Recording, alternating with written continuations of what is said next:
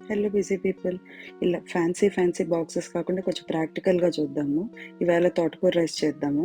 So, కొంచెం పెనం వేడెక్కాక ఆయిల్ వేసి, దాని తర్వాత దాంట్లో బిర్యానీ ఆకు అండ్ బిర్యానీ మసాలాలన్నీ కొంచెం షాజీరా, లవంగం, యాలకులు, ఆహ్, లవంగం మొగ్గ వేసేసి, అది కొంచెం వేడెక్కాక అల్లం వెల్లుల్లి పేస్టు, పచ్చిమిరకాయ, కొంచెం కరివేపాకు, ఉల్లిపాయ, మీ ఇంట్లో ఏ వెజిటబుల్స్ ఉంటే అవన్నీ వేసుకోవచ్చు.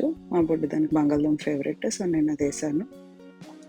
కొంచెం వేడెక్కాక మీల్ మేకర్, నాకైతే ఇలా పర్టికులర్‌గా డ్రైగా వేయడం ఇష్టం. ఎందుకంటే చప్పగా ఉండదు ఇలా అయితే. దాని తర్వాత మీకు నచ్చిన ఆకుకూర యాడ్ చేసుకోండి. నేనైతే ఇవాళ తోటకూర వేశాను. సో, దాన్ని కొంచెం బాగా ఫ్రై అవ్వనివ్వండి.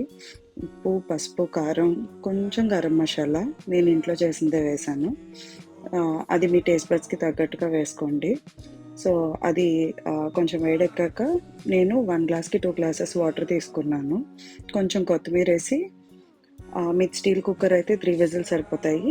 ఒకవేళ అల్యూమినియం అయితే మేక్ ఇట్ 4 విజిల్స్ వచ్చాక ఆఫ్ చేసి కాసేపు ఆగి మూత తీశారంటే, మీకు చూడడానికి మాయిస్ట్‌గా అనిపించినా సరే ఒక్కసారి కదిపారంటే పొడి పొడిలాడుతా వచ్చేస్తది. దాన్ని లంచ్ బాక్స్‌లో పెట్టుకొని, దాంట్లోకి ఇట్ టేస్ట్ బెస్ట్ విత్ పెరుగు చట్నీ. అంటే మా పాప పెరుగన్నం తినగానే పెరుగు chutney తింటాననే batch.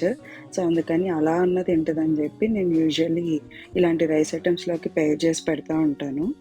So, that's it. And evening snacks కోసం కొంచెం ఇంట్రెస్టింగ్‌గా ఉంటదని చెప్పి చిట్టప్పడాలు పెట్టాను. That's it. బై.